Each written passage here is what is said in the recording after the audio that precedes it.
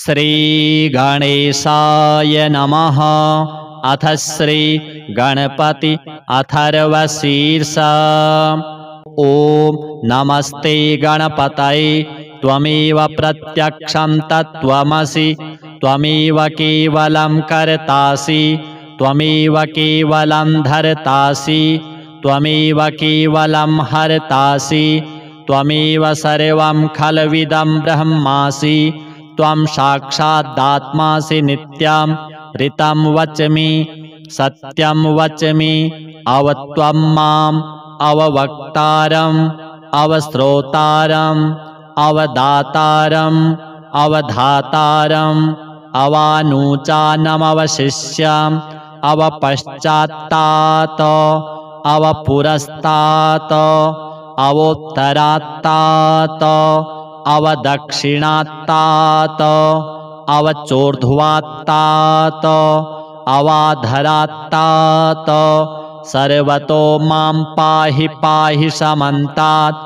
त्वं वाङ्मयस्त्वं चिन्मयः त्वमानन्दमयस्त्वं ब्रह्ममयः त्वं सच्चिदानन्दाद्वितीयोऽसि त्वं प्रत्यक्षं ब्रह्मासि त्वं ज्ञानमयो विज्ञानमयोऽसि सर्वं जगदिदं त्वत्तो जायते सर्वं जगदिदं त्वत्तस्तिष्ठति सर्वं जगदिदं त्वयि लयमिष्यति सर्वं जगदिदं त्वयि प्रत्येति त्वं भूमिरापो नलो नीलो नभः त्वं चत्वारि वाक्पदानि त्वं गुणत्रयातीतः त्वम् अवस्थात्रयातीतः त्वं देहत्रयातीतः त्वं कालत्रयातीतः त्वं मूलाधारस्थितोऽसि नित्यं त्वं शक्तित्रयात्मकः त्वां योगिनो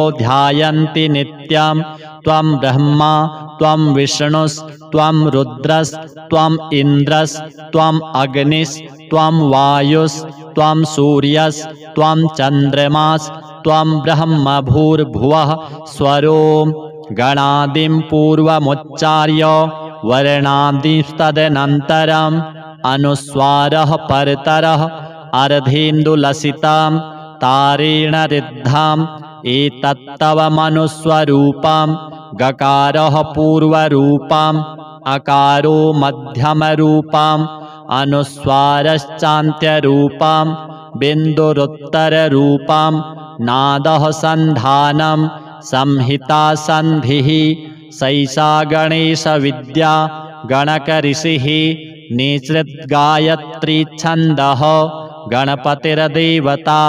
ॐ गं गणपतये नमः। एकदन्ताय विद्महे वक्रतुण्डाय धीमहि तन्नो दन्तिः प्रचोदयात्। एकदन्तं चतुर्हस्तं पाशमङ्कुशधारिणं रदं च वरदं हस्तैर्बिभ्राणं मूषकध्वजं रक्तं लम्बोदरं शूर्प कर्णकं रक्तवाससं रक्तगन्धानुलिप्ताङ्गं रक्तपुष्पैः सुपूजितं भक्तानुकम्पिनं देवं जगत्कारणमच्युतम् आविर्भूतं च सृष्ट्यादौ प्रकृतेः पुरुषात् परम् एवं ध्यायति यो नित्यं स योगी योगिनां वरः। नमो रातपतये नमो गणपतये नमः प्रमथपतये नमस्तेस्तु लम्बोदरायैकदन्ताय विघ्नविनाशिने शिवसुताय श्रीवरदमूर्तये नमः। एतदथर्वशीर्षं यो धीते स ब्रह्म भूयाय कल्पते स सर्वविघ्नैर्न बाध्यते स सर्वतः सुखमेधते स पञ्चमहापापात् प्रमुच्यते सायमधियानो दिवस्कृतं पापं नाशयति प्रातरधियानो रात्रिकृतं पापं नाशयति सायं प्रातः प्रयुञ्जानो पापः अपापो भवति सर्वत्राधियानोपविघ्नो भवति धर्मार्थकाममोक्षं च विन्दति इदमथर्वशीर्षमशिष्याय न देयं यो यदि मोहात् दास्यति स पापीयान् भवति सहस्रावर्तनाद्यं यं काममधीते तं तमनेन साधयेत् अनेन गणपतिमभिषिञ्चति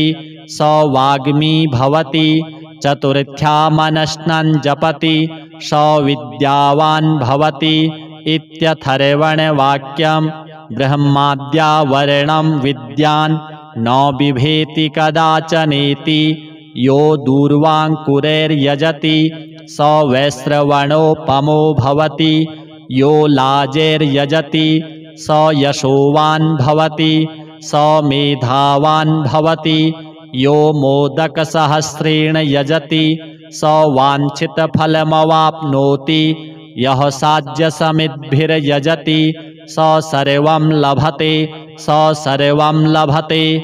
अष्टौ ब्राह्मणान् सम्यग्ग्राहयित्वा सूर्यवर्चस्वी भवति सूर्यग्रहे महानद्यां प्रतिमासन्निधौ वा जप्त्वा सिद्धमन्त्रो भवति महाविघ्नात् प्रमुच्यते महादोषात् प्रमुच्यते महापापात् प्रमुच्यते महाप्रत्यवायात् प्रमुच्यते स सर्वविद् भवति स सर्वविद् भवति य एवं वेद इत्युपनिषत्।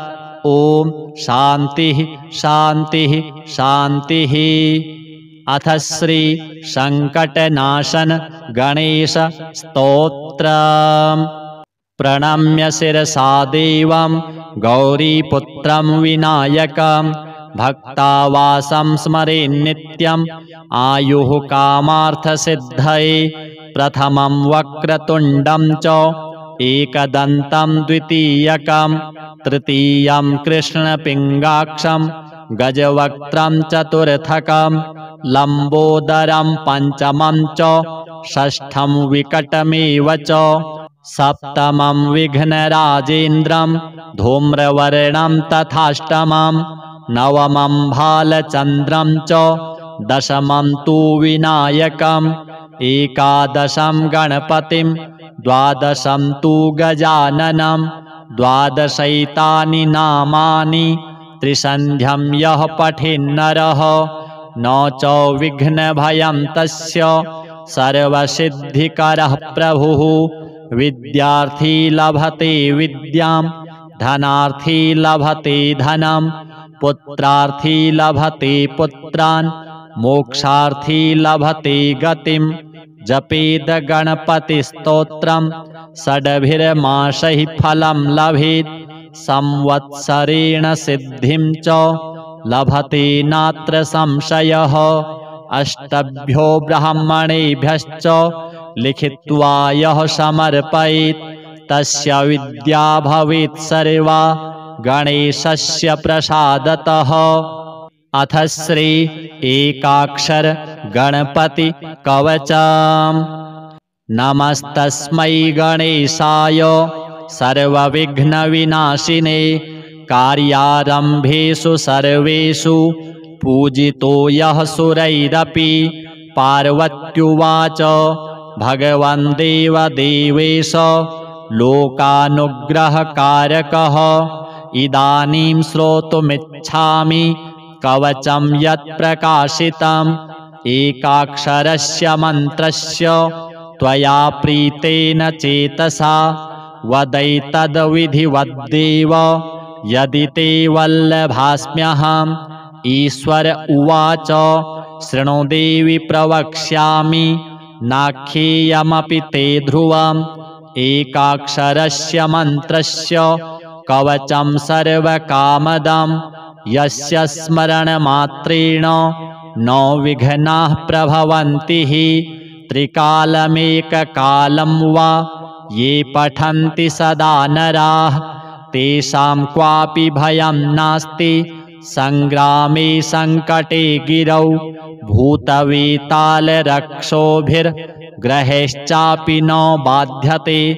इदं कवचमज्ञात्वा यो जपेद्गणनायकं न च सिद्धिमाप्नोति मूढो वर्षशतैरपि अघोरो मे यथा मन्त्रो मन्त्राणामुत्तमोत्तमः तथेदं कवचं देवी दुर्लभं भुवि मानवैः गोपनीयं प्रयत्नेन नाज्ञेयं यस्य कस्यचित् तव प्रीत्या महेशानि कवचं कथ्यतेऽद्भुतम् एकाक्षरस्य मन्त्रस्य गणकश्चर्षिरीरितः त्रिष्टुप्छन्दस्तु विघ्नेशो देवता परिकीर्तिता गम्बीजं शक्तिरोङ्कारः सर्वकामार्थसिद्धये सर्वविघ्नविनाशाय विनियोगस्तु कीर्तितः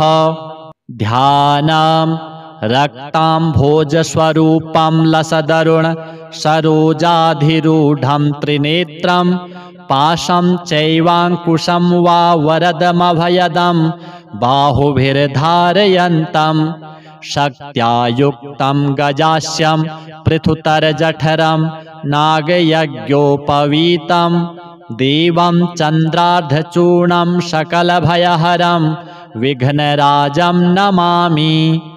अथ कवचं गणेशो मे शिरः पातु भालं पातु गजाननः नेत्रे गणपतिः पातु गजकर्णः श्रुति मम कपोलौ गणनाथस्तु घ्राणं गन्धर्वपूजितः मुखं मे सुमुखः पातु चिबुकं गिरिजासुतः जिह्वां पातु गणक्रीडो दन्तान् रक्षतु दुर्मुखः वाचं विनायकः पातु कष्टं पातु महोत्कटः स्कन्धौ पातु गजस्कन्धो बाहू मे विघ्ननाशनः हस्तौ रक्षतु हेरम्बो वक्षः पातु महाबलः हृदयं मे गणपतिः उदरं मे महोदरः नाभिं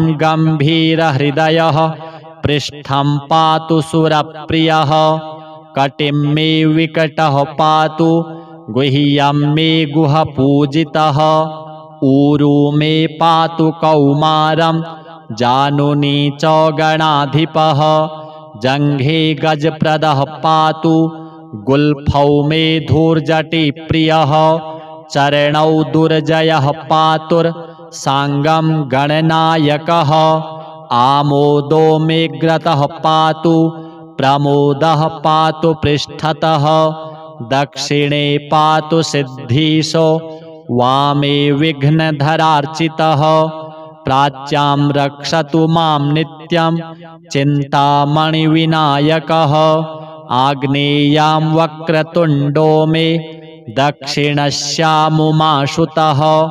नैररित्यां सर्वविघ्नेशः पातु नित्यं गणेश्वरः प्रतीच्यां सिद्धिदः पातु वायव्यां गजकर्णकः कौबेर्यां सर्वसिद्धीशः ईशान्यामीशनन्दनः ऊर्ध्वं विनायकः पातु अधो मूषकवाहनः दिवागोक्षीरधवलः पातु नित्यं गजाननः रात्रौ पातु गणक्रीडः सन्ध्योः सुरवन्दितः पाशाङ्कुशाभयकरः सर्वतः पातु मां सदा ग्रहभूतपिशाचेभ्यः पातु नित्यं गजाननः सत्त्वं रजस्तमो वाचं बुद्धिं ज्ञानं स्मृतिं दयां धर्मचतुर्विधं लक्ष्मीं लज्जां कीर्तिं कुलं वपुः धनं धान्यं गृहं दारान् पुत्रपौत्रान् सखींस्तथा एकदन्तो वतु श्रीमान् सर्वतः शङ्करात्मजः सिद्धिदं कीर्तिदं देवी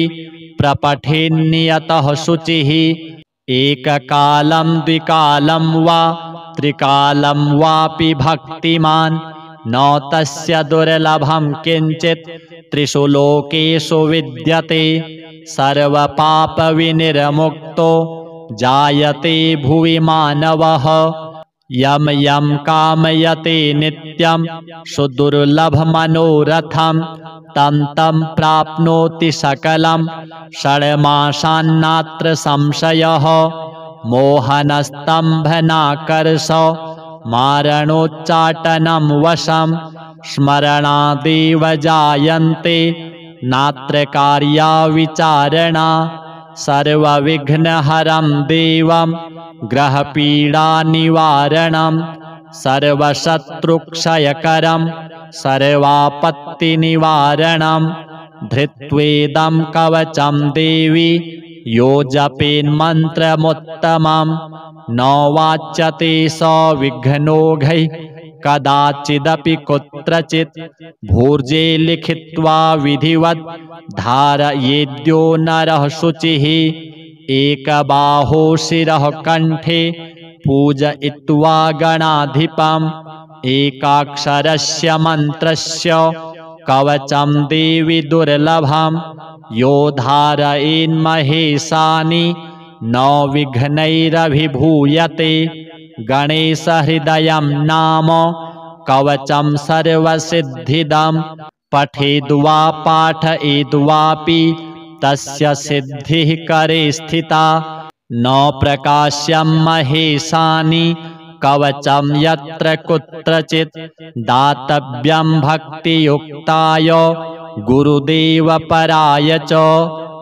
अथ श्री गणपति मंगलमालिका स्तोत्रम्।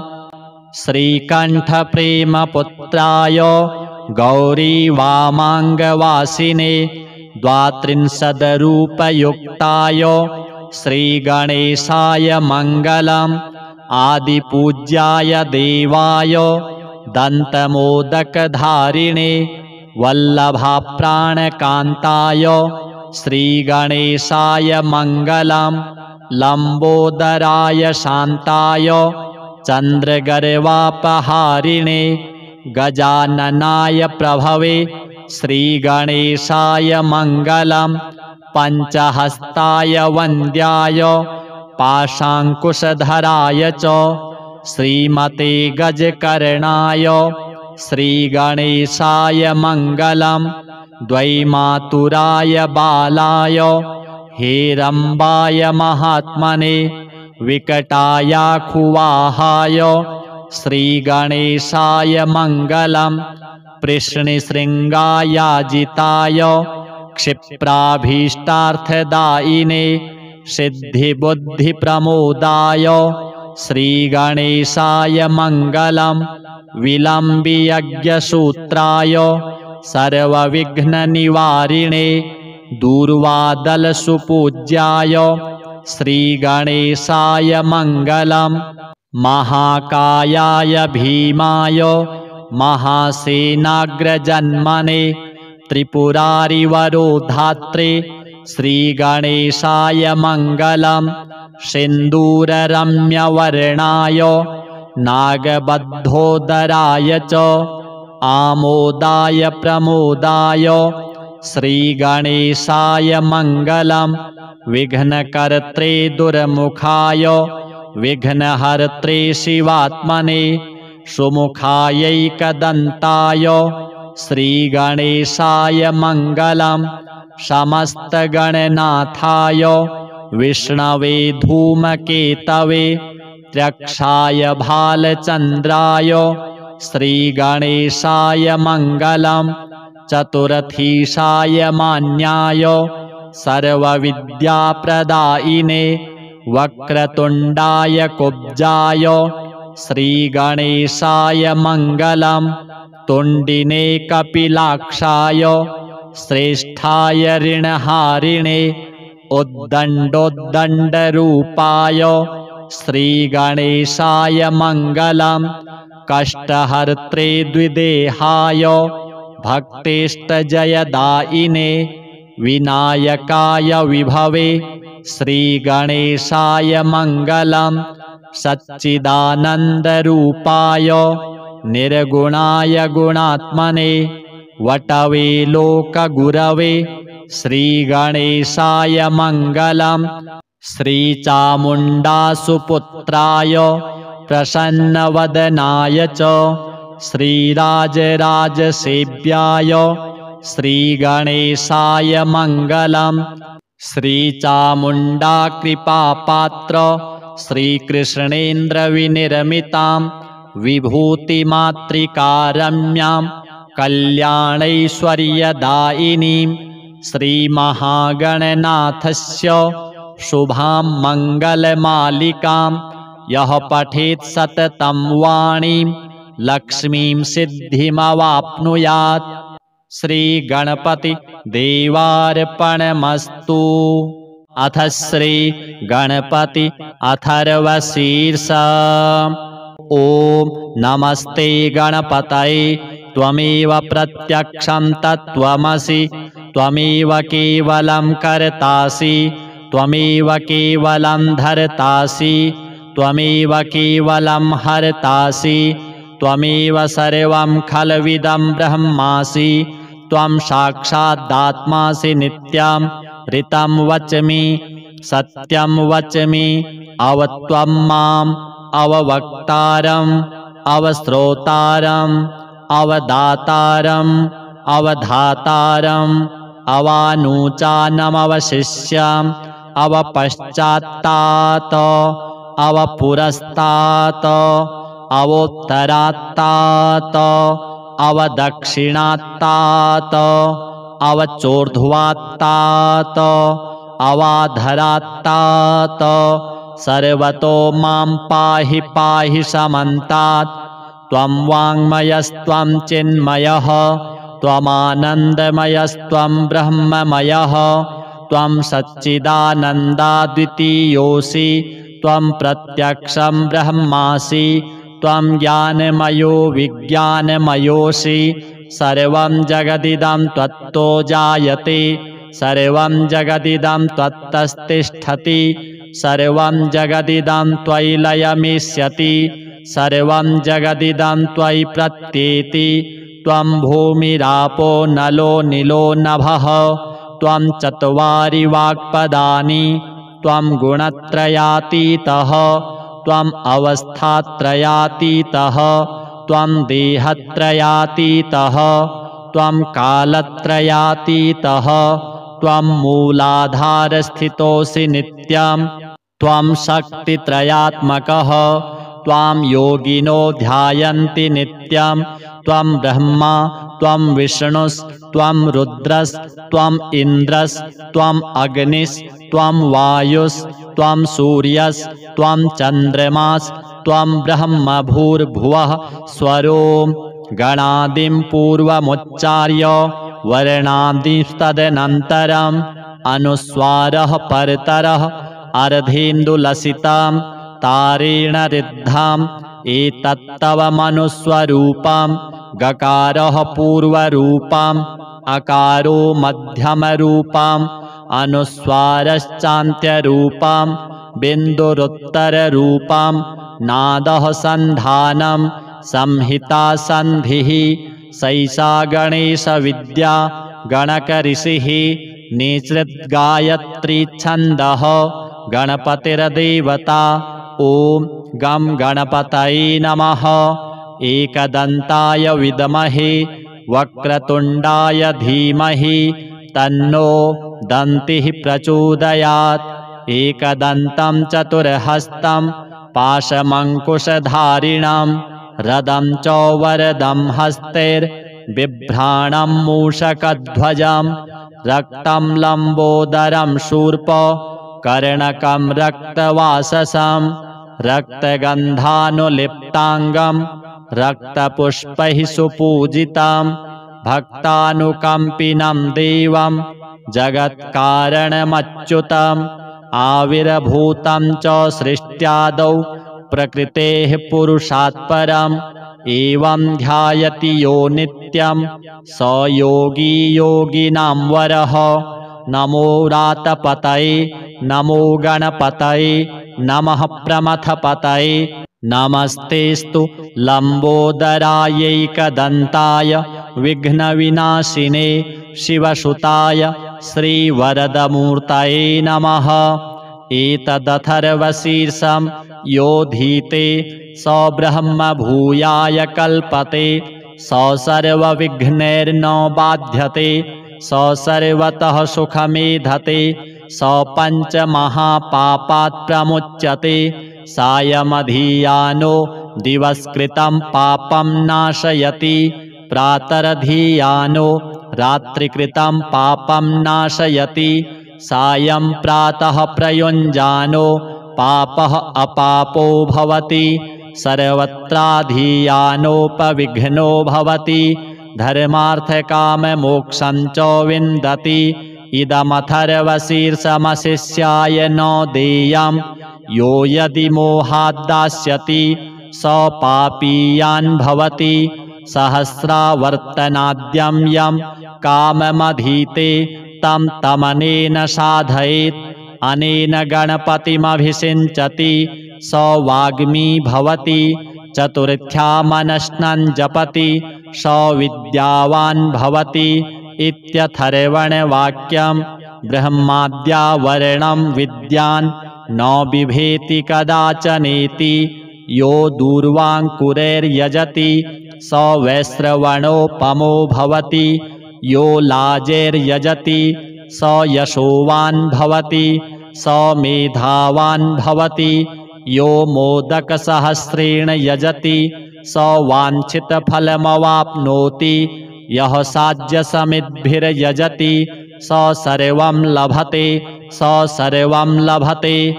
अष्टौ ब्राह्मणान् सम्यग्ग्राहयित्वा सूर्यवर्चस्वी भवति सूर्यग्रहे महानद्यां प्रतिमासन्निधौ वा जप्त्वा सिद्धमन्त्रो भवति महाविघ्नात् प्रमुच्यते महादोषात् प्रमुच्यते महापापात् प्रमुच्यते महाप्रत्यवायात् प्रमुच्यते स सर्वविद् भवति य एवं वेद इत्युपनिषत्। ॐ शान्तिः शान्तिः शान्तिः। अथ श्री संकटनाशन गणेश स्तोत्रम्। प्रणम्य शिरसा देवं गौरीपुत्रं विनायकं भक्तावासं स्मरेन्नित्यम् आयुः कामार्थसिद्धये प्रथमं वक्रतुण्डं च एकदन्तं द्वितीयकं तृतीयं कृष्णपिङ्गाक्षं गजवक्त्रं चतुर्थकं लम्बोदरं पञ्चमं च षष्ठं विकटमेव च सप्तमं विघ्नराजेन्द्रं धूम्रवर्णं तथाष्टमं नवमं भालचन्द्रं च दशमं तु विनायकम् एकादशं गणपतिं द्वादशं तु गजाननं द्वादशैतानि नामानि त्रिसन्ध्यं यः पठेन्नरः न च विघ्नभयं तस्य सर्वसिद्धिकरः प्रभुः। विद्यार्थी लभते विद्यां धनार्थी लभते धनं पुत्रार्थी लभते पुत्रान् मोक्षार्थी लभते गतिं जपेद गणपतिस्तोत्रं षड्भिर्मासैः फलं लभेत् संवत्सरेण सिद्धिं च लभते नात्र संशयः। अष्टभ्यो ब्राह्मणेभ्यश्च लिखित्वा यः समर्पयेत् तस्य विद्या भवेत् सर्वा गणेशस्य प्रसादतः।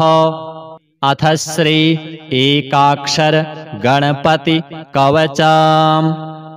नमस्तस्मै गणेशाय सर्वविघ्नविनाशिने कार्यारम्भेषु सर्वेषु पूजितो यः सुरैरपि। पार्वत्युवाच भगवन् देवदेवेश लोकानुग्रहकारकः इदानीं श्रोतुमिच्छामि कवचं यत्प्रकाशितम् एकाक्षरस्य मन्त्रस्य त्वया प्रीतेन चेतसा वदैतद्विधिवद्देव यदि ते वल्लभास्म्यहम्।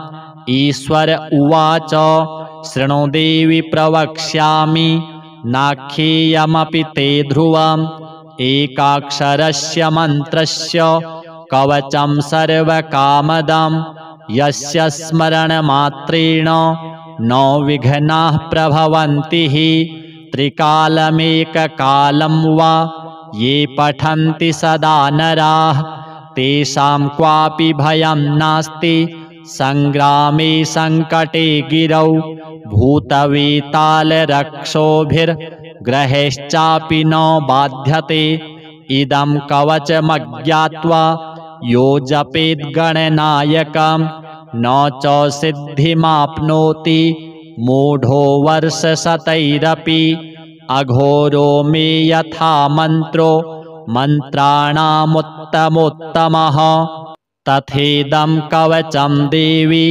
दुर्लभं भुवि मानवैः गोपनीयं प्रयत्नेन नाज्ञेयं यस्य कस्यचित् तव प्रीत्या महेशानि कवचं कथ्यतेऽद्भुतम् एकाक्षरस्य मन्त्रस्य गणकश्चर्षिरीरितः त्रिष्टुप्छन्दस्तु विघ्नेशो देवता परिकीर्तिता गम्बीजं शक्तिरोङ्कारः सर्वकामार्थसिद्धये सर्वविघ्नविनाशाय विनियोगस्तु कीर्तितः ध्यानं रक्ताम्भोजस्वरूपं लसदरुण सरोजाधिरूढं त्रिनेत्रं पाशं चैवाङ्कुशं वा वरदमभयदं बाहुभिर्धारयन्तं शक्त्या युक्तं गजास्यं पृथुतरजठरं नागयज्ञोपवीतं देवं चन्द्रार्धचूर्णं सकलभयहरं विघ्नराजं नमामि।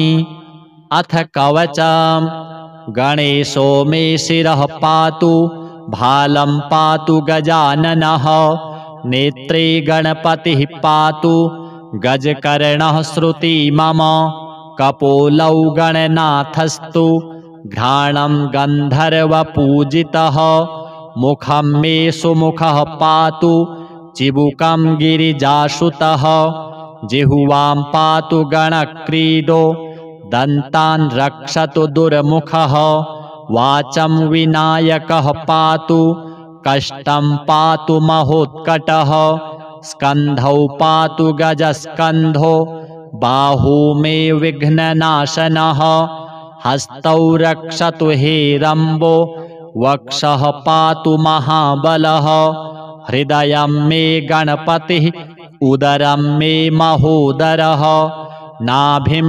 गम्भीरहृदयः पृष्ठं पातु सुरप्रियः कटिं मे विकटः पातु गुह्यं मे गुहपूजितः ऊरू मे पातु कौमारं जानुनी च गणाधिपः जङ्घे गजप्रदः पातु गुल्फौ मे धूर्जटिप्रियः चरणौ दुर्जयः पातुर्साङ्गं गणनायकः आमोदो मे ग्रतः पातु प्रमोदः पातु पृष्ठतः दक्षिणे पातु सिद्धीशो वामे विघ्नधरार्चितः प्राच्यां रक्षतु मां नित्यं चिन्तामणिविनायकः आग्नेयां वक्रतुण्डो मे दक्षिणस्यामुमाशुतः नैररित्यां सर्वविघ्नेशः पातु नित्यं गणेश्वरः प्रतीच्यां सिद्धिदः पातु वायव्यां गजकर्णकः कौबेर्यां सर्वसिद्धीशः ईशान्यामीशनन्दनः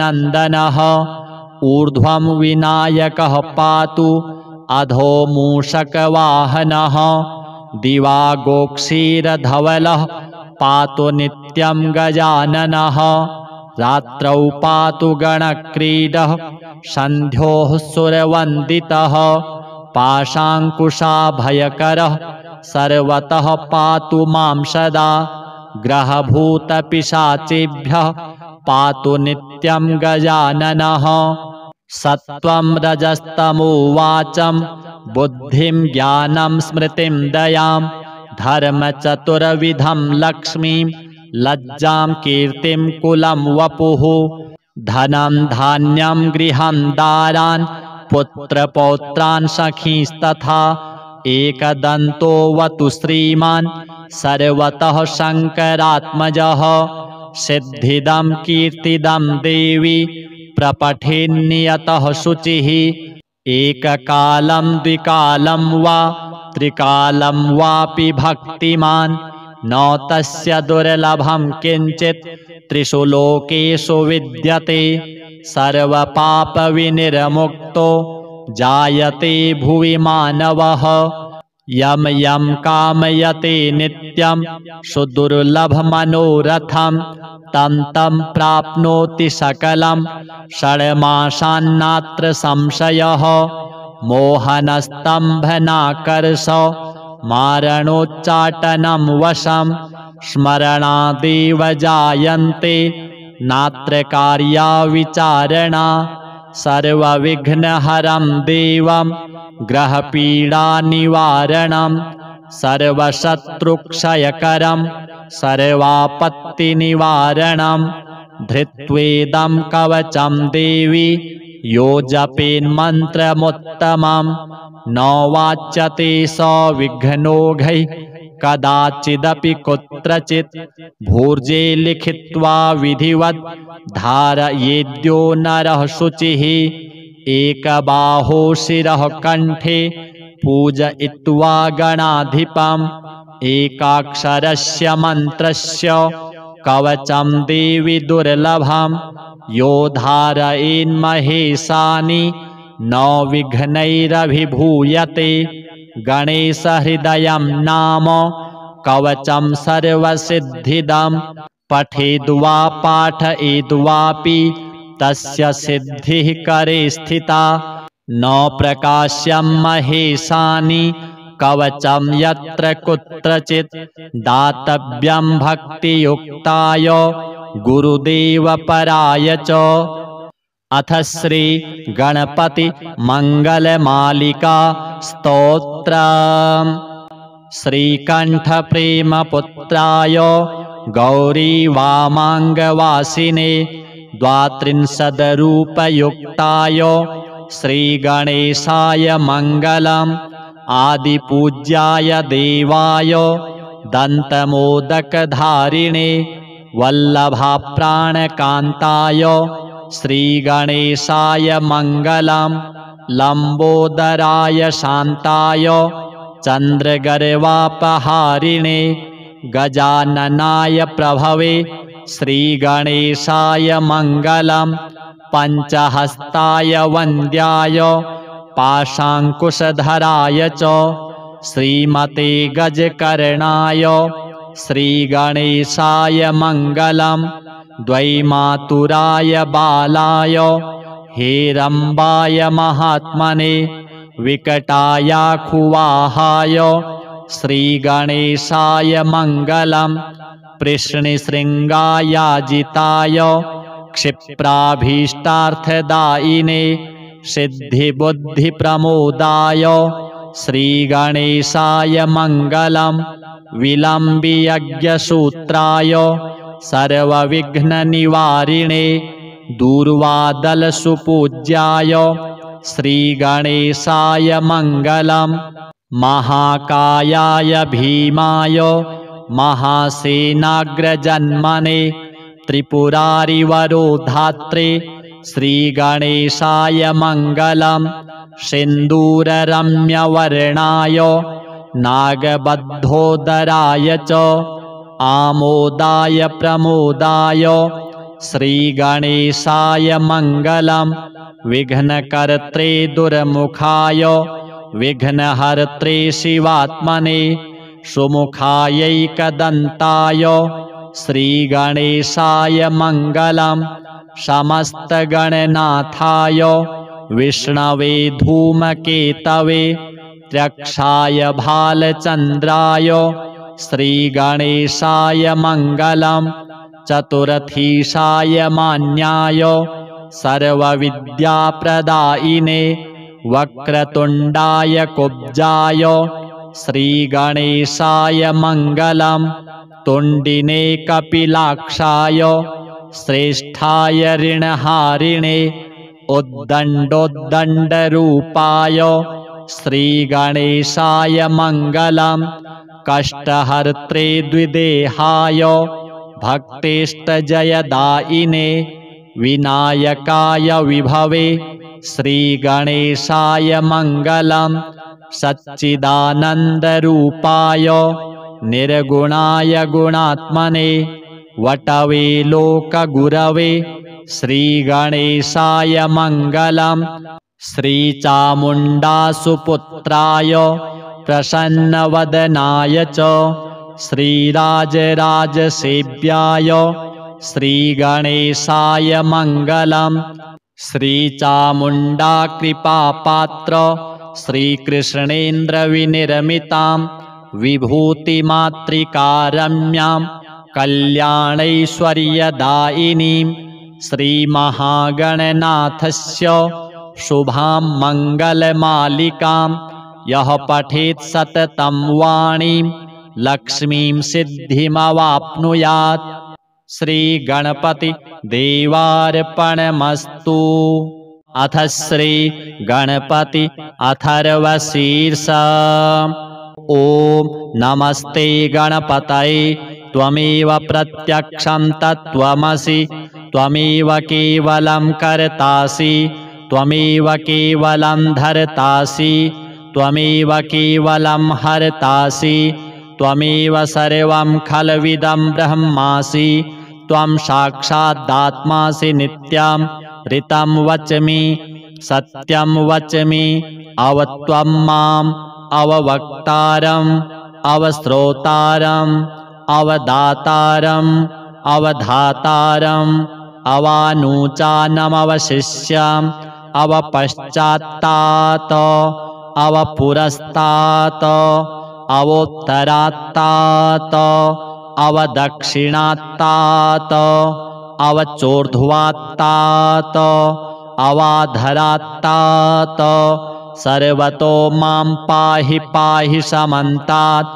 त्वं वाङ्मयस्त्वं चिन्मयः त्वमानन्दमयस्त्वं ब्रह्ममयः त्वं सच्चिदानन्दाद्वितीयोऽसि त्वं प्रत्यक्षं ब्रह्मासि त्वं ज्ञानमयो विज्ञानमयोऽसि सर्वं जगदिदं त्वत्तो जायते सर्वं जगदिदं त्वत्तस्तिष्ठति सर्वं जगदिदं त्वयि लयमिष्यति सर्वं जगदिदं त्वयि प्रत्येति त्वं भूमिरापो नलो नीलो नभः त्वं चत्वारि वाक्पदानि त्वं गुणत्रयातीतः त्वम् अवस्थात्रयातीतः त्वं देहत्रयातीतः त्वं कालत्रयातीतः त्वं मूलाधारस्थितोऽसि नित्यं त्वं शक्तित्रयात्मकः त्वां योगिनो ध्यायन्ति नित्यं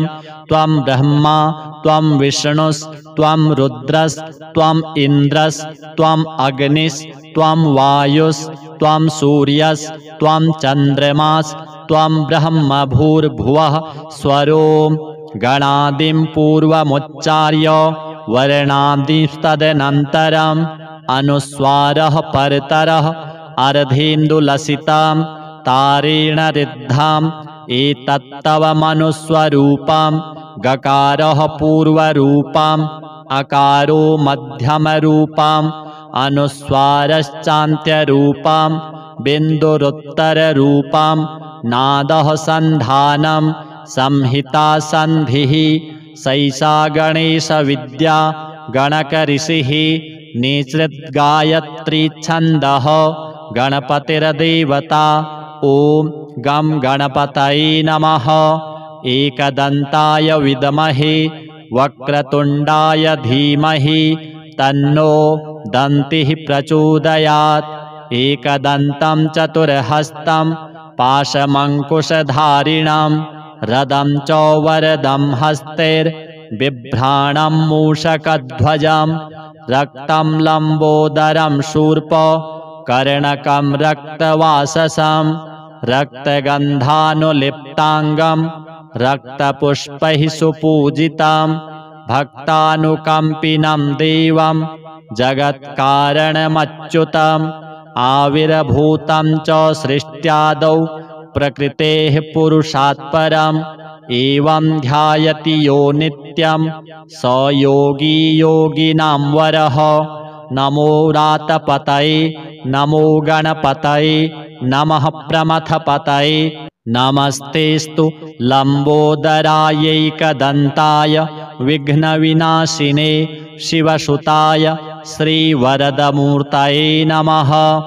एतदथर्वशीर्षं यो धीते स ब्रह्म भूयाय कल्पते स सर्वविघ्नैर्न बाध्यते स सर्वतः सुखमेधते स पञ्चमहापापात् प्रमुच्यते सायमधियानो दिवस्कृतं पापं नाशयति प्रातरधियानो रात्रिकृतं पापं नाशयति सायं प्रातः प्रयुञ्जानो पापः अपापो भवति सर्वत्राधियानोपविघ्नो भवति धर्मार्थकाममोक्षं च विन्दति।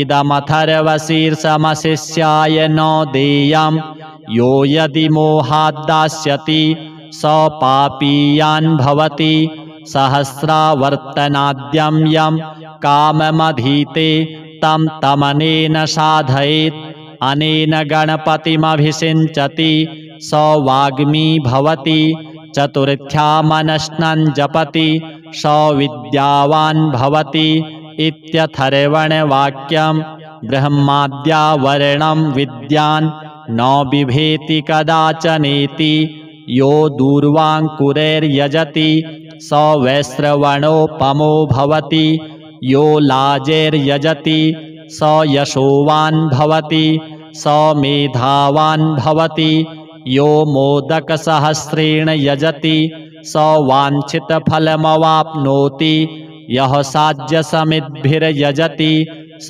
सर्वं लभते स सर्वं लभते। अष्टौ ब्राह्मणान् सम्यग्ग्राहयित्वा सूर्यवर्चस्वी भवति सूर्यग्रहे महानद्यां प्रतिमासन्निधौ वा जप्त्वा सिद्धमन्त्रो भवति महाविघ्नात् प्रमुच्यते महादोषात् प्रमुच्यते महापापात् प्रमुच्यते महाप्रत्यवायात् प्रमुच्यते स सर्वविद् भवति स सर्वविद् भवति य एवं वेद इत्युपनिषत्। ॐ शान्तिः शान्तिः शान्तिः। अथ श्री संकटनाशन गणेश स्तोत्रम्।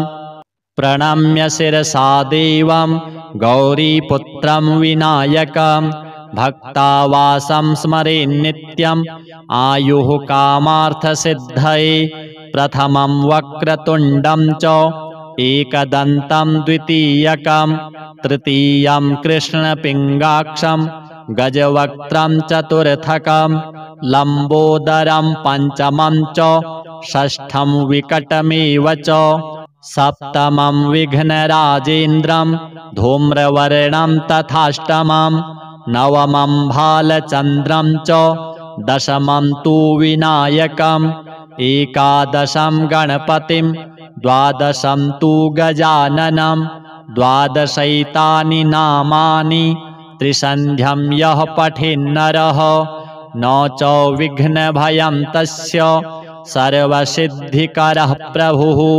विद्यार्थी लभते विद्यां धनार्थी लभते धनं पुत्रार्थी लभते पुत्रान् मोक्षार्थी लभते गतिं। जपेद गणपतिस्तोत्रं षड्भिर्मासैः फलं लभेत् संवत्सरेण सिद्धिं च लभते नात्र संशयः। अष्टभ्यो ब्राह्मणेभ्यश्च लिखित्वा यः समर्पयेत् तस्य विद्या भवेत् सर्वा गणेशस्य प्रसादतः। अथ श्री एकाक्षर गणपति कवचम्। नमस्तस्मै गणेशाय सर्वविघ्नविनाशिने कार्यारम्भेषु सर्वेषु पूजितो यः सुरैरपि। पार्वत्युवाच भगवन् देवदेवेश लोकानुग्रहकारकः इदानीं श्रोतुमिच्छामि कवचं यत्प्रकाशितम् एकाक्षरस्य मन्त्रस्य त्वया प्रीतेन चेतसा वदैतद्विधिवद्देव यदि ते वल्लभास्म्यहम्। ईश्वर उवाच शृणु देवि प्रवक्ष्यामि नाख्येयमपि ते ध्रुवम् एकाक्षरस्य मन्त्रस्य कवचं सर्वकामदं यस्य स्मरणमात्रेण न विघ्नाः प्रभवन्ति हि। त्रिकालमेककालं वा ये पठन्ति सदा नराः तेषां क्वापि भयं नास्ति संग्रामे संकटे गिरौ। भूतवेतालरक्षोभिर्ग्रहेश्चापि न बाध्यते इदं कवचमज्ञात्वा यो जपेत् गणनायकं न च सिद्धिमाप्नोति मूढो वर्षशतैरपि। अघोरो मे यथा मन्त्रो मन्त्राणामुत्तमोत्तमः तथेदं कवचं देवी दुर्लभं भुवि मानवैः। गोपनीयं प्रयत्नेन नाज्येयं यस्य कस्यचित् तव प्रीत्या महेशानि कवचं कथ्यतेऽद्भुतम् एकाक्षरस्य मन्त्रस्य गणकश्चर्षिरीरितः।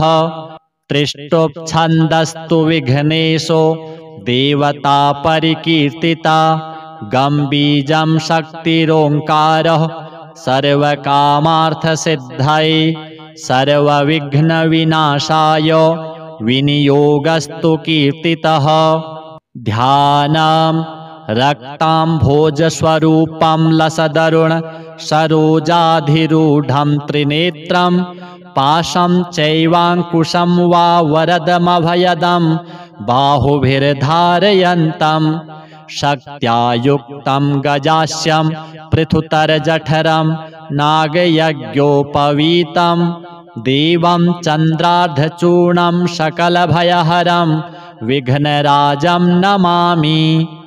अथ कवचम् गणेशो मे शिरः पातु भालं पातु गजाननः नेत्रे गणपतिः पातु गजकर्णः श्रुति मम कपोलौ गणनाथस्तु घ्राणं गन्धर्वपूजितः मुखं मे सुमुखः पातु चिबुकं गिरिजासुतः जिह्वां पातु गणक्रीडो दन्तान् रक्षतु दुर्मुखः वाचं विनायकः पातु कष्टं पातु महोत्कटः स्कन्धौ पातु गजस्कन्धो बाहू मे विघ्ननाशनः हस्तौ रक्षतु हेरम्बो वक्षः पातु महाबलः हृदयं मे गणपतिः उदरं मे महोदरः नाभिं गम्भीरहृदयः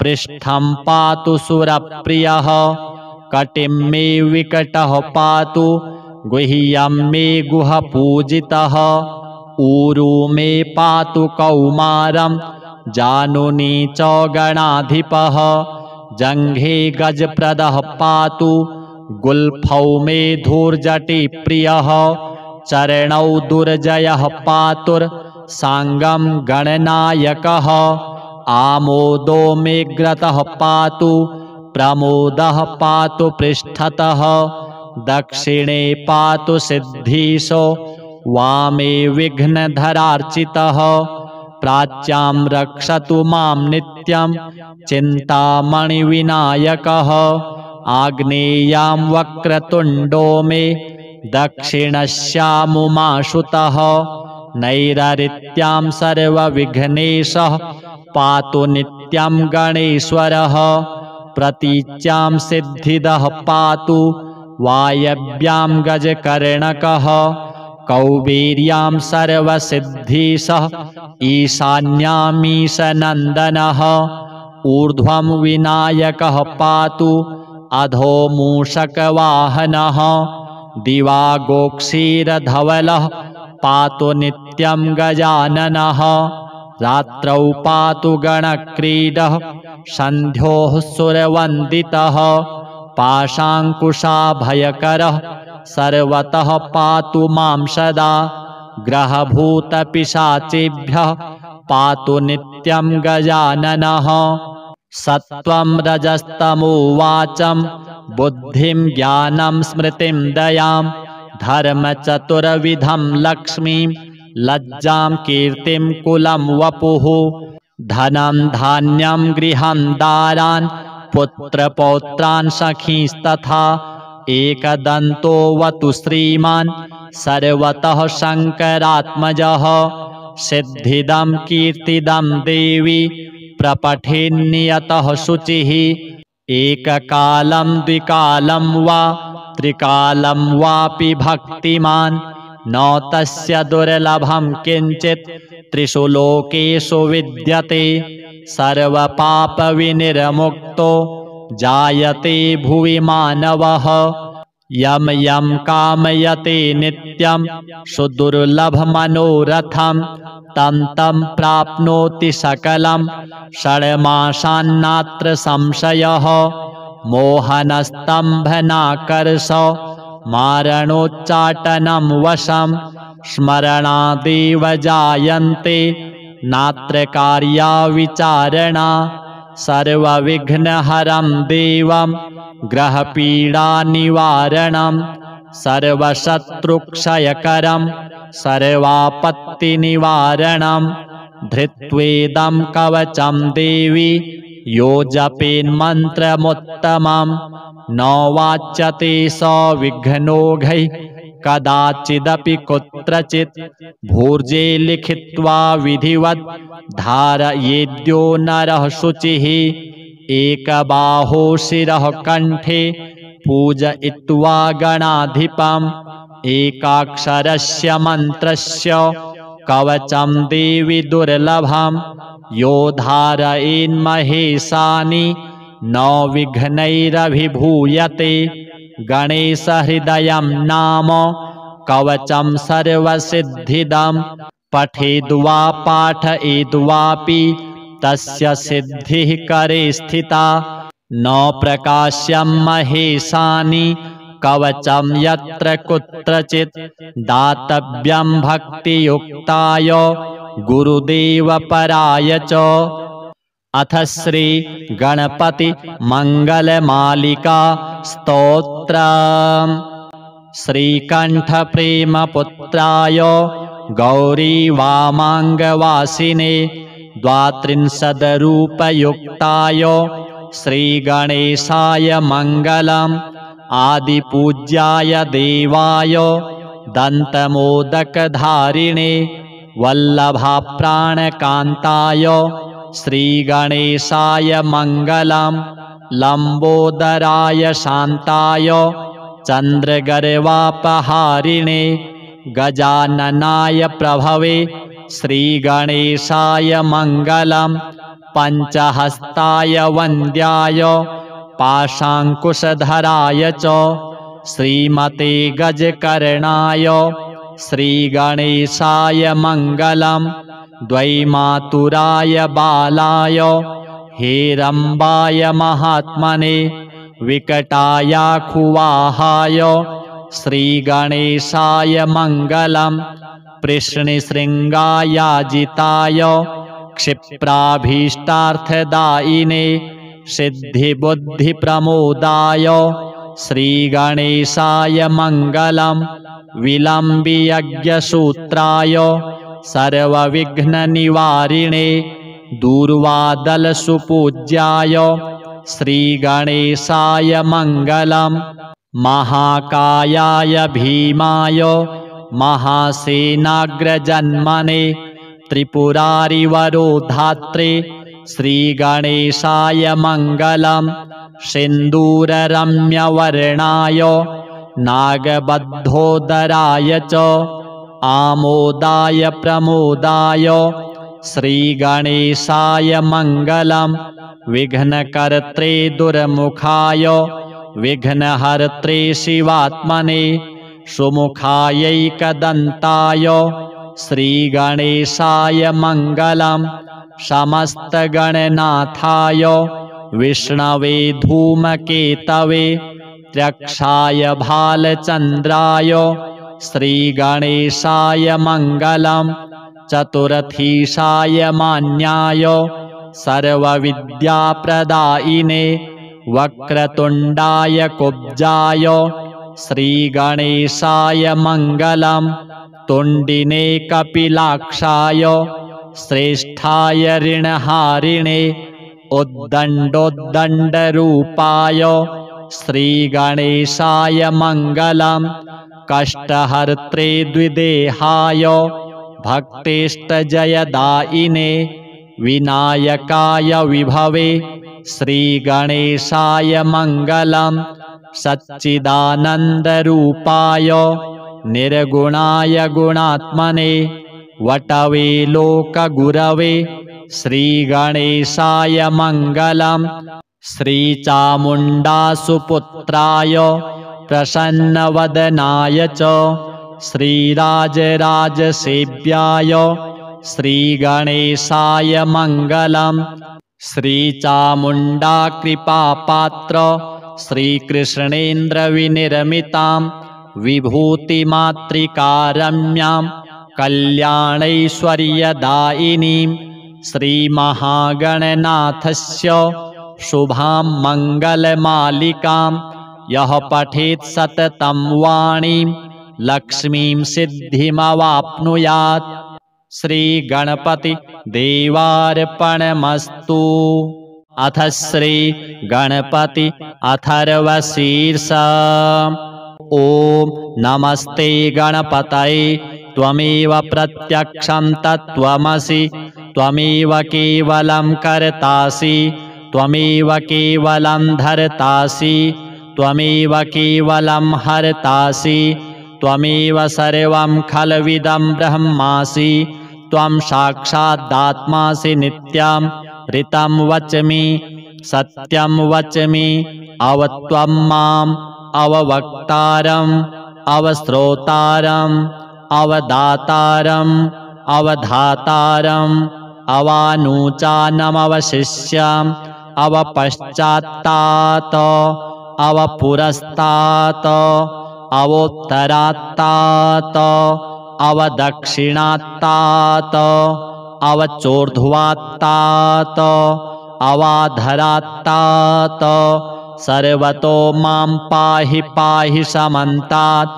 त्वं वाङ्मयस्त्वं चिन्मयः त्वमानन्दमयस्त्वं ब्रह्ममयः त्वं सच्चिदानन्दाद्वितीयोऽसि त्वं प्रत्यक्षं ब्रह्मासि त्वं ज्ञानमयो विज्ञानमयोऽसि सर्वं जगदिदं त्वत्तो जायते सर्वं जगदिदं त्वत्तस्तिष्ठति सर्वं जगदिदं त्वयि लयमिष्यति सर्वं जगदिदं त्वयि प्रत्येति त्वं भूमिरापो नलो नीलो नभः त्वं चत्वारि वाक्पदानि त्वं गुणत्रयातीतः त्वम् अवस्थात्रयातीतः त्वं देहत्रयातीतः त्वं कालत्रयातीतः त्वं मूलाधारस्थितोऽसि नित्यं त्वं शक्तित्रयात्मकः त्वां योगिनो ध्यायन्ति नित्यं त्वं ब्रह्मा त्वं विष्णुस्त्वं रुद्रस्त्वम् इन्द्रस्त्वम् अग्निस्त्वं वायुस्त्वं सूर्यस्त्वं चन्द्रमास्त्वं ब्रह्म भूर्भुवः स्वरो गणादिं पूर्वमुच्चार्य वर्णादिस्तदनन्तरम् अनुस्वारः परतरः अर्धेन्दुलसितां तारेण रिद्धाम् एतत्तव मनुस्वरूपं गकारः पूर्वरूपम् अकारो मध्यमरूपम् अनुस्वारश्चान्त्यरूपम् बिन्दुरुत्तररूपम् नादः सन्धानं संहिता सन्धिः सैषा गणेशविद्या गणकऋषिः निसृद्गायत्री छन्दः गणपतिर्देवता। ॐ गं गणपतये नमः। एकदन्ताय विद्महे वक्रतुण्डाय धीमहि तन्नो दन्तिः प्रचोदयात्। एकदन्तं चतुर्हस्तं पाशमङ्कुशधारिणं रदं च वरदं हस्तैर्बिभ्राणं मूषकध्वजं रक्तं लम्बोदरं शूर्प कर्णकं रक्तवाससं रक्तगन्धानुलिप्ताङ्गं रक्तपुष्पैः सुपूजितं भक्तानुकम्पिनं देवं जगत्कारणमच्युतम् आविर्भूतं च सृष्ट्यादौ प्रकृतेः पुरुषात् परम् एवं ध्यायति यो नित्यं स योगी योगिनां वरः। नमो रातपतये नमो गणपतये नमः प्रमथपतये नमस्तेस्तु लम्बोदरायैकदन्ताय विघ्नविनाशिने शिवसुताय श्रीवरदमूर्तये नमः।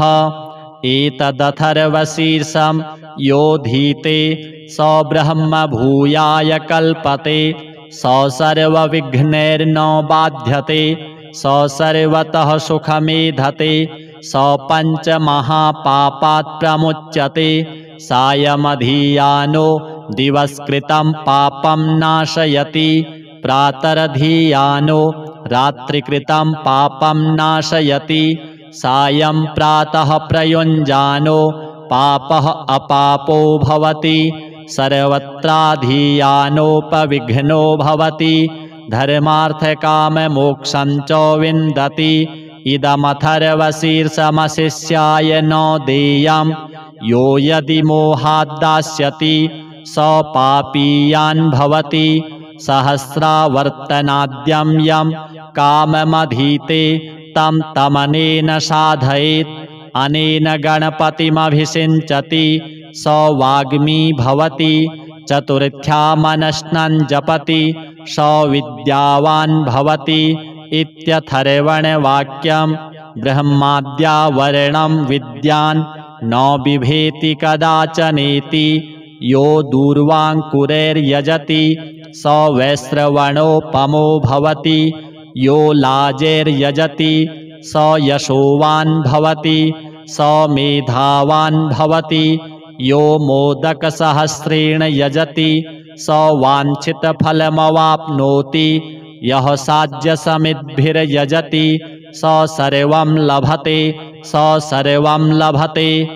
अष्टौ ब्राह्मणान् सम्यग्ग्राहयित्वा सूर्यवर्चस्वी भवति सूर्यग्रहे महानद्यां प्रतिमासन्निधौ वा जप्त्वा सिद्धमन्त्रो भवति महाविघ्नात् प्रमुच्यते महादोषात् प्रमुच्यते महापापात् प्रमुच्यते महाप्रत्यवायात् प्रमुच्यते स सर्वविद्भवति स सर्वविद्भवति य एवं वेद इत्युपनिषत्। ॐ शान्तिः शान्तिः शान्तिः। अथ श्री संकटनाशन गणेश स्तोत्रम्। प्रणम्य शिरसा देवं गौरीपुत्रं विनायकं भक्तावासं स्मरेन्नित्यम् आयुः कामार्थसिद्धये प्रथमं वक्रतुण्डं च एकदन्तं द्वितीयकं तृतीयं कृष्णपिङ्गाक्षं गजवक्त्रं चतुर्थकं लम्बोदरं पञ्चमं च षष्ठं विकटमेव च सप्तमं विघ्नराजेन्द्रं धूम्रवर्णं तथाष्टमं नवमं भालचन्द्रं च दशमं तु विनायकम् एकादशं गणपतिं द्वादशं तु गजाननं द्वादशैतानि नामानि त्रिसन्ध्यं यः पठेन्नरः न च विघ्नभयं तस्य सर्वसिद्धिकरः प्रभुः विद्यार्थी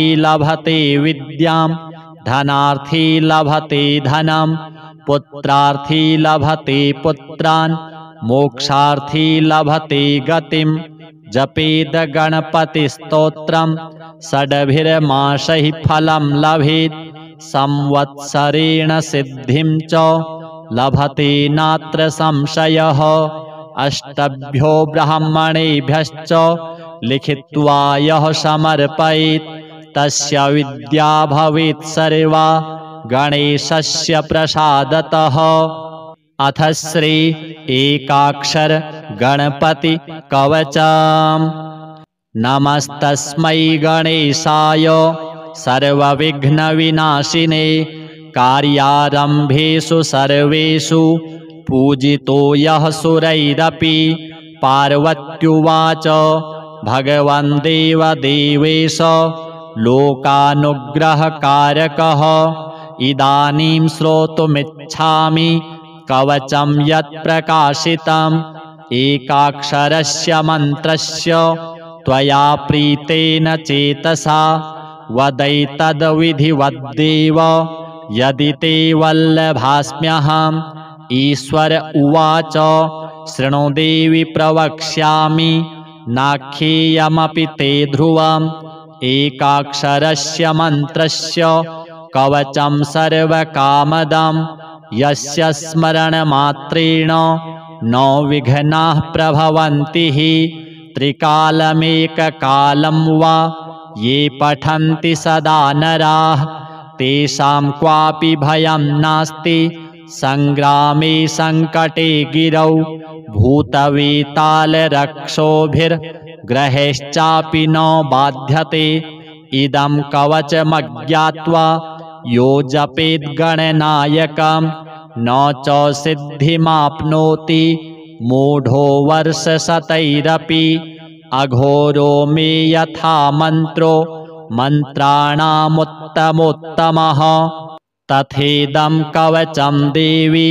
दुर्लभं भुवि मानवैः गोपनीयं प्रयत्नेन नाज्ञेयं यस्य कस्यचित् तव प्रीत्या महेशानि कवचं कथ्यतेऽद्भुतम् एकाक्षरस्य मन्त्रस्य गणकश्चर्षिरीरितः त्रिष्टुप्छन्दस्तु विघ्नेशो देवता परिकीर्तिता गम्बीजं शक्तिरोङ्कारः सर्वकामार्थसिद्धये सर्वविघ्नविनाशाय विनियोगस्तु कीर्तितः।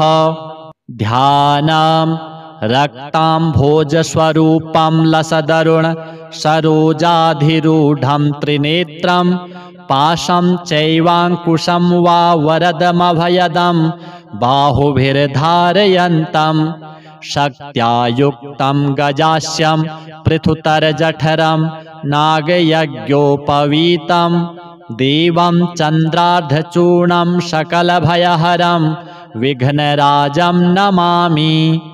अथ कवचं गणेशो मे शिरः पातु भालं पातु गजाननः नेत्रे गणपतिः पातु गजकर्णः श्रुति मम कपोलौ गणनाथस्तु घ्राणं गन्धर्वपूजितः मुखं मे सुमुखः पातु चिबुकं गिरिजासुतः जिह्वां पातु गणक्रीडो दन्तान् रक्षतु दुर्मुखः वाचं विनायकः पातु कष्टं पातु महोत्कटः स्कन्धौ पातु गजस्कन्धो बाहू मे विघ्ननाशनः हस्तौ रक्षतु हेरम्बो वक्षः पातु महाबलः हृदयं मे गणपतिः उदरं मे महोदरः नाभिं गम्भीरहृदयः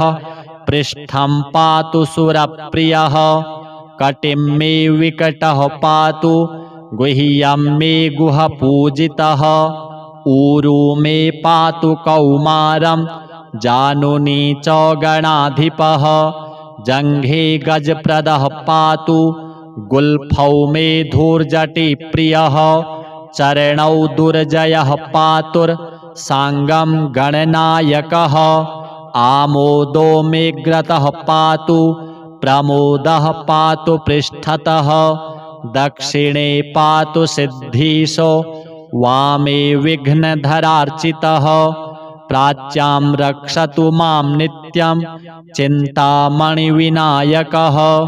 आग्नेयां वक्रतुण्डो मे दक्षिणस्यामुमाशुतः नैरृत्यां सर्वविघ्नेशः पातु नित्यं गणेश्वरः प्रतीच्यां सिद्धिदः पातु वायव्यां गजकर्णकः कौबेर्यां सर्वसिद्धीशः ईशान्यामीशनन्दनः ऊर्ध्वं विनायकः पातु अधो मूषकवाहनः दिवागोक्षीरधवलः पातु नित्यं गजाननः रात्रौ पातु गणक्रीडः सन्ध्योः सुरवन्दितः पाशाङ्कुशाभयकरः सर्वतः पातु मां सदा ग्रहभूतपिशाचेभ्यः पातु नित्यं गजाननः सत्त्वं रजस्तमो वाचं बुद्धिं ज्ञानं स्मृतिं दयां धर्मचतुर्विधं लक्ष्मीं लज्जां कीर्तिं कुलं वपुः धनं धान्यं गृहं दारान् पुत्रपौत्रान् सखींस्तथा एकदन्तो वतु श्रीमान् सर्वतः शङ्करात्मजः सिद्धिदं कीर्तिदं देवी प्रपठेन्नियतः शुचिः एककालं द्विकालं वा त्रिकालं वापि भक्तिमान् न तस्य दुर्लभं किञ्चित् त्रिषु लोकेषु विद्यते सर्वपापविनिर्मुक्तो जायते भुवि मानवः यं यं कामयते नित्यं सुदुर्लभमनोरथं तं तं प्राप्नोति सकलं षड्मासान्नात्र संशयः मोहनस्तम्भनाकर्ष मारणोच्चाटनं वशं स्मरणादेव जायन्ते नात्र कार्या विचारणा सर्वविघ्नहरं देवं ग्रहपीडानिवारणं सर्वशत्रुक्षयकरं सर्वापत्तिनिवारणं धृत्वेदं कवचं देवी यो जपेन्मन्त्रमुत्तमं न वाच्यते स विघ्नौघैः कदाचिदपि कुत्रचित् भूर्जे लिखित्वा विधिवत् धारयेद्यो नरः शुचिः एकबाहो शिरः कण्ठे पूजयित्वा गणाधिपम् एकाक्षरस्य मन्त्रस्य कवचं देवि दुर्लभं यो धारयेन्महेशानि न विघ्नैरभिभूयते गणेशहृदयं नाम कवचं सर्वसिद्धिदं पठेद्वा पाठयेद्वापि तस्य सिद्धिः करे स्थिता न प्रकाश्यं महेशानि कवचं यत्र कुत्रचित् दातव्यं भक्तियुक्ताय गुरुदेवपराय च। अथ श्री गणपति मंगलमालिका स्तोत्रम्। श्रीकण्ठ प्रेमपुत्राय गौरी वामाङ्गवासिने द्वात्रिंशद्रूपयुक्ताय श्रीगणेशाय मङ्गलम्। आदिपूज्याय देवाय दन्तमोदकधारिणे वल्लभाप्राणकान्ताय श्रीगणेशाय मङ्गलम्। लम्बोदराय शान्ताय चन्द्रगर्वापहारिणे गजाननाय प्रभवे श्रीगणेशाय मङ्गलम्। पञ्चहस्ताय वन्द्याय पाशाङ्कुशधराय च श्रीमते गजकर्णाय श्रीगणेशाय मङ्गलम्। द्वैमातुराय बालाय हेरम्बाय महात्मने विकटायाखुवाहाय श्रीगणेशाय मङ्गलम्। पृश्निशृङ्गायाजिताय क्षिप्राभीष्टार्थदायिने सिद्धिबुद्धिप्रमोदाय श्रीगणेशाय मङ्गलम् विलम्बियज्ञसूत्राय सर्वविघ्ननिवारिणे दूर्वादलसुपूज्याय श्रीगणेशाय मङ्गलम् महाकायाय भीमाय महासेनाग्रजन्मने त्रिपुरारिवरोधात्रे श्रीगणेशाय मङ्गलम् सिन्दूररम्यवर्णाय नागबद्धोदराय च आमोदाय प्रमोदाय श्रीगणेशाय मङ्गलम् विघ्नकर्त्रे दुर्मुखाय विघ्नहर्त्रे शिवात्मने सुमुखायैकदन्ताय श्रीगणेशाय मङ्गलम् समस्तगणनाथाय विष्णवे धूमकेतवे त्र्यक्षाय भालचन्द्राय श्रीगणेशाय मङ्गलम् चतुरथीशाय मान्याय सर्वविद्याप्रदायिने वक्रतुण्डाय कुब्जाय श्रीगणेशाय मङ्गलम् तुण्डिने कपिलाक्षाय श्रेष्ठाय ऋणहारिणे उद्दण्डोद्दण्डरूपाय श्रीगणेशाय मङ्गलम् कष्टहर्त्रे द्विदेहाय भक्तेष्टजयदायिने विनायकाय विभवे श्रीगणेशाय मङ्गलम् सच्चिदानन्दरूपाय निर्गुणाय गुणात्मने वटवे लोकगुरवे श्रीगणेशाय मङ्गलम् श्रीचामुण्डासुपुत्राय प्रसन्नवदनाय च श्रीराजराजसेव्याय श्रीगणेशाय मङ्गलम् श्रीचामुण्डाकृपापात्र श्रीकृष्णेन्द्रविनिर्मितां विभूतिमातृकारम्यां कल्याणैश्वर्यदायिनीं श्रीमहागणनाथस्य शुभां मङ्गलमालिकां यः पठेत् सततं वाणीं लक्ष्मीं सिद्धिमवाप्नुयात्। श्रीगणपति देवार्पणमस्तु। अथ श्रीगणपति अथर्वशीर्ष।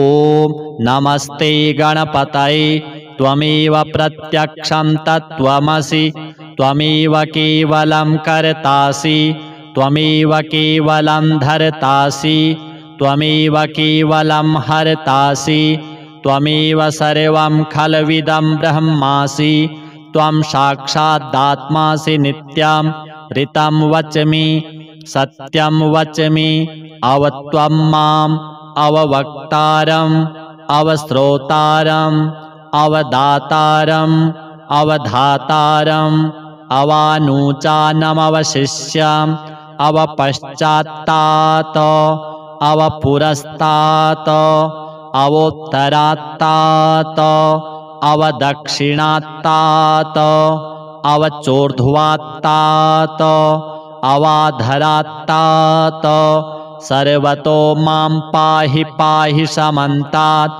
त्वं वाङ्मयस्त्वं चिन्मयः त्वमानन्दमयस्त्वं ब्रह्ममयः त्वं सच्चिदानन्दाद्वितीयोऽसि त्वं प्रत्यक्षं ब्रह्मासि त्वं ज्ञानमयो विज्ञानमयोऽसि सर्वं जगदिदं त्वत्तो जायते सर्वं जगदिदं त्वत्तस्तिष्ठति सर्वं जगदिदं त्वयि लयमिष्यति सर्वं जगदिदं त्वयि प्रत्येति त्वं भूमिरापो नलो नीलो नभः त्वं चत्वारि वाक्पदानि त्वं गुणत्रयातीतः त्वम् अवस्थात्रयातीतः त्वं देहत्रयातीतः त्वं कालत्रयातीतः त्वं मूलाधारस्थितोऽसि नित्यं त्वं शक्तित्रयात्मकः त्वां योगिनो ध्यायन्ति नित्यं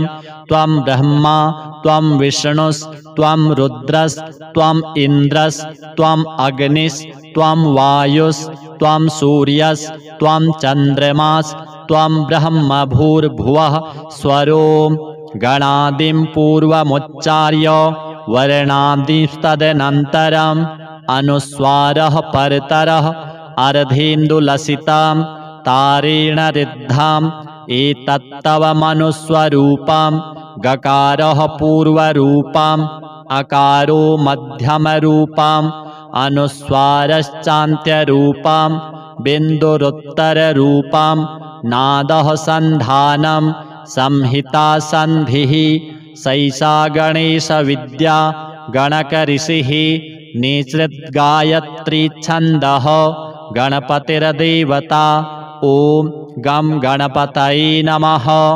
एकदन्ताय विद्महे वक्रतुण्डाय धीमहि तन्नो दन्तिः प्रचोदयात्।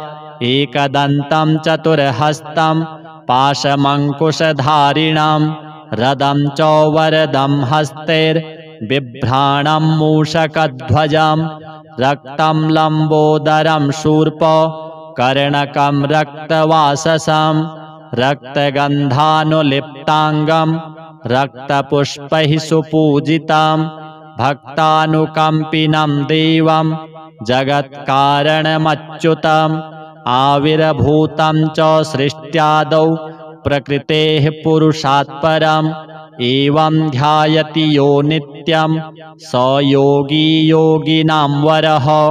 नमो रातपतये नमो गणपतये नमः प्रमथपतये नमस्तेस्तु लम्बोदरायैकदन्ताय विघ्नविनाशिने शिवसुताय श्रीवरदमूर्तये नमः। एतदथर्वशीर्षं यो धीते स ब्रह्मभूयाय कल्पते स सर्वविघ्नैर्न बाध्यते स सर्वतः सुखमेधते स पञ्चमहापापात् प्रमुच्यते सायमधियानो दिवस्कृतं पापं नाशयति प्रातरधियानो रात्रिकृतं पापं नाशयति सायं प्रातः प्रयुञ्जानो पापः अपापो भवति सर्वत्राधियानोपविघ्नो भवति धर्मार्थकाममोक्षं च विन्दति। इदमथर्वशीर्षमशिष्याय न देयं यो यदि मोहाद्दास्यति स पापीयान् भवति सहस्रावर्तनाद्यं यं काममधीते तं तमनेन साधयेत् अनेन गणपतिमभिषिञ्चति स वाग्मी भवति चतुर्थ्या मनस्नं जपति स विद्यावान् भवति इत्यथर्वणवाक्यं ब्रह्माद्या वर्णं विद्यान् न बिभेति कदाचनेति यो दूर्वाङ्कुरैर्यजति स वैश्रवणोपमो भवति यो लाजैर्यजति स यशोवान् भवति स मेधावान् भवति यो मोदकसहस्रेण यजति स वाञ्छितफलमवाप्नोति यः साज्यसमिद्भिर्यजति स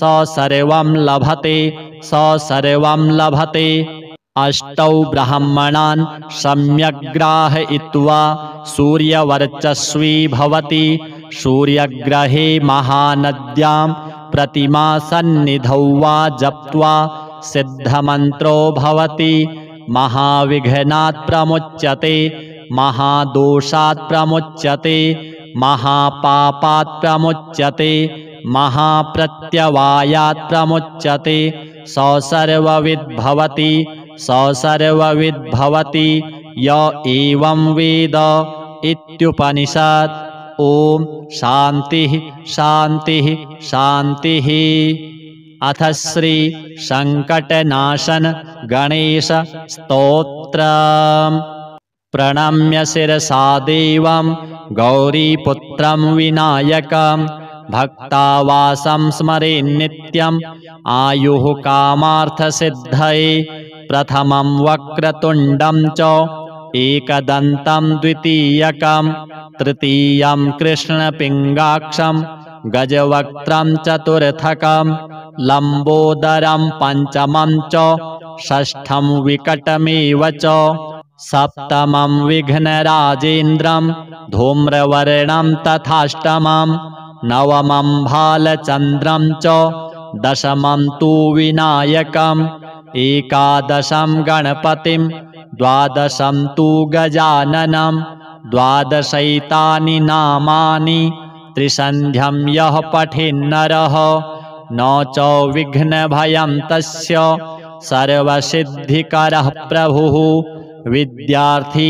लभते विद्यां धनार्थी लभते धनं पुत्रार्थी लभते पुत्रान् मोक्षार्थी लभते गतिं जपेद गणपतिस्तोत्रं षड्भिर्मासैः फलं लभेत् संवत्सरेण सिद्धिं च लभते नात्र संशयः अष्टभ्यो ब्राह्मणेभ्यश्च लिखित्वा यः समर्पयेत् तस्य विद्या भवेत् सर्वा गणेशस्य प्रसादतः।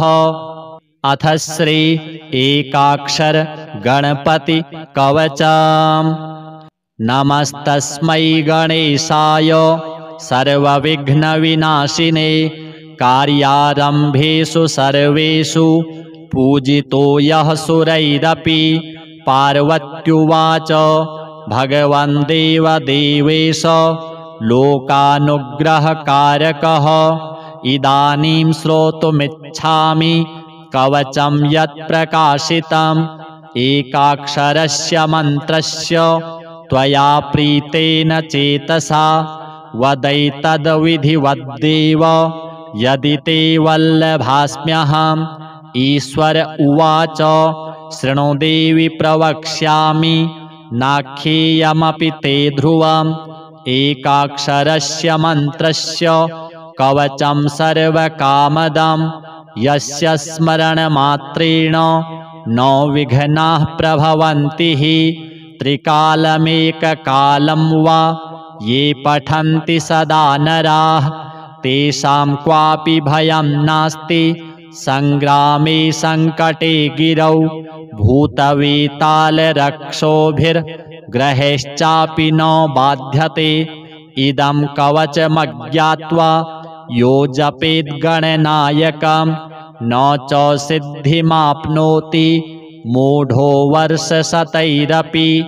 अघोरो मे यथा मन्त्रो मन्त्राणामुत्तमोत्तमः तथेदं कवचं देवी दुर्लभं भुवि मानवैः गोपनीयं प्रयत्नेन नाज्येयं यस्य कस्यचित् तव प्रीत्या महेशानि कवचं कथ्यतेऽद्भुतम् एकाक्षरस्य मन्त्रस्य गणकश्चर्षिरीरितः त्रिष्टुप्छन्दस्तु विघ्नेशो देवता परिकीर्तिता गम्बीजं शक्तिरोङ्कारः सर्वकामार्थसिद्धये सर्वविघ्नविनाशाय विनियोगस्तु कीर्तितः।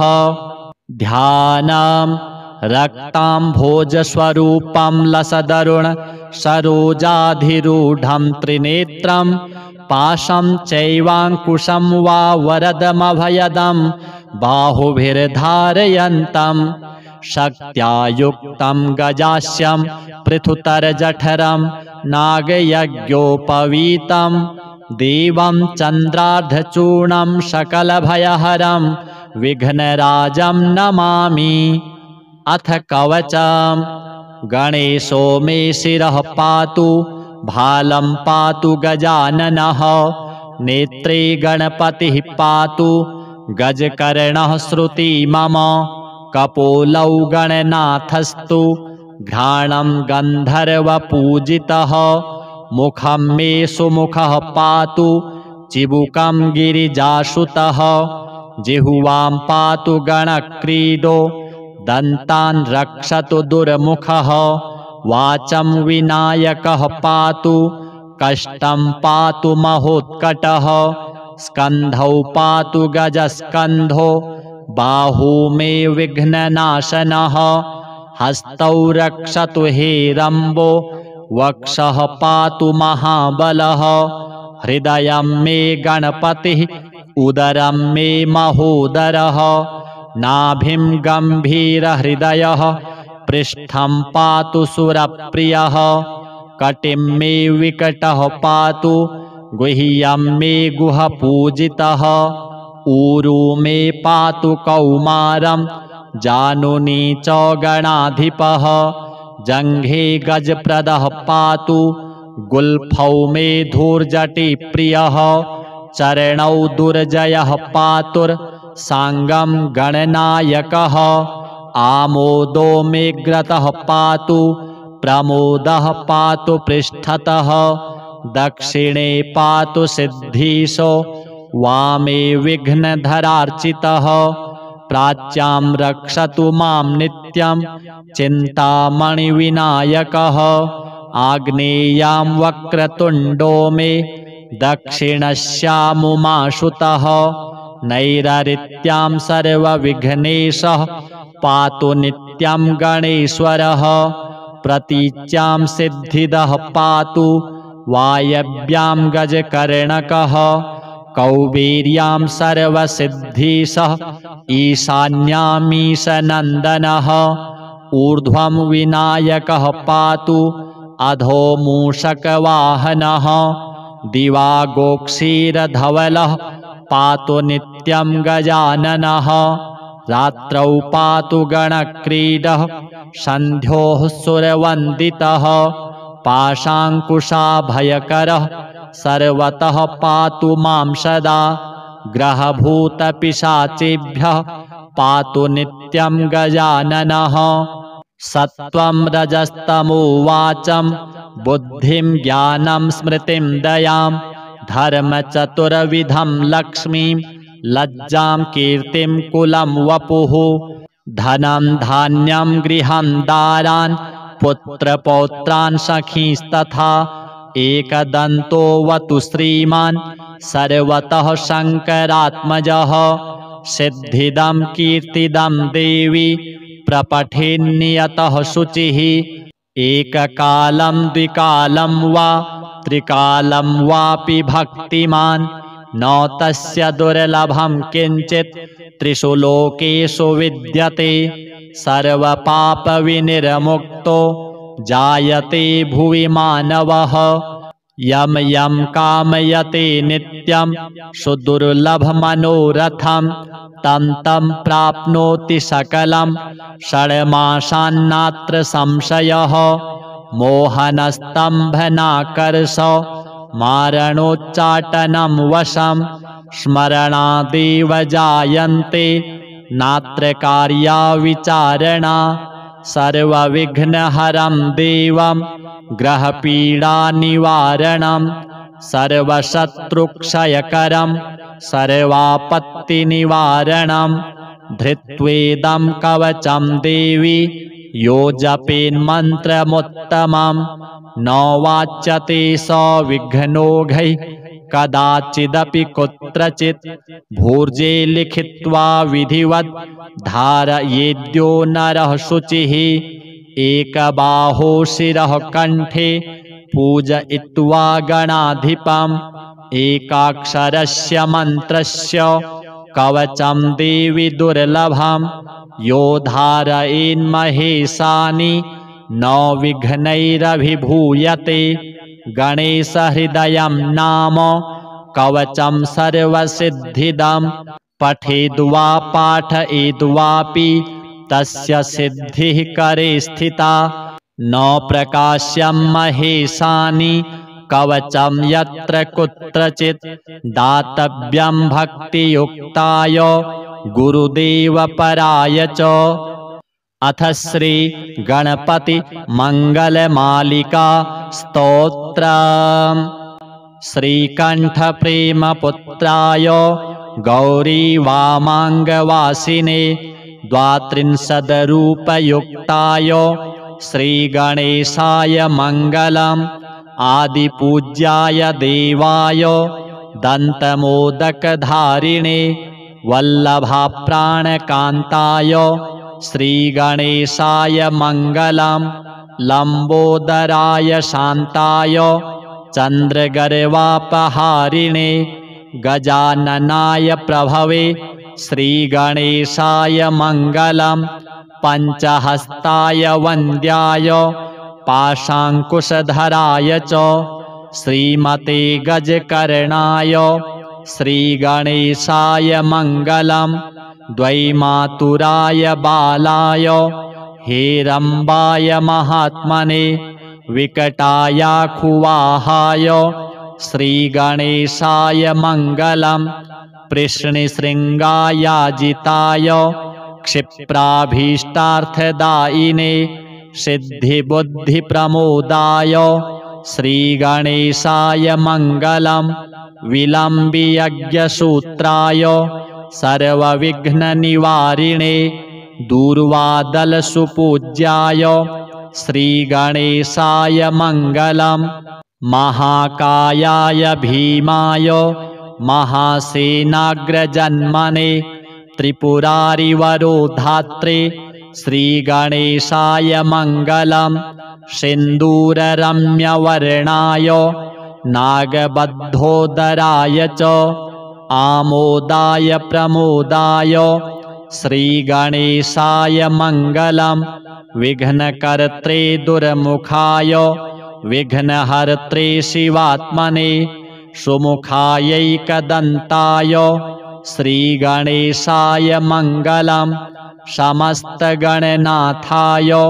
विष्णवे धूमकेतवे त्यक्षाय भालचन्द्राय श्रीगणेशाय मङ्गलं चतुरथीशाय मान्याय सर्वविद्याप्रदायिने वक्रतुण्डाय कुब्जाय श्रीगणेशाय मङ्गलं तुण्डिने कपिलाक्षाय श्रेष्ठाय ऋणहारिणे उद्दण्डोद्दण्डरूपाय श्रीगणेशाय मङ्गलं कष्टहर्त्रे द्विदेहाय भक्तेष्टजयदायिने विनायकाय विभवे श्रीगणेशाय मङ्गलं सच्चिदानन्दरूपाय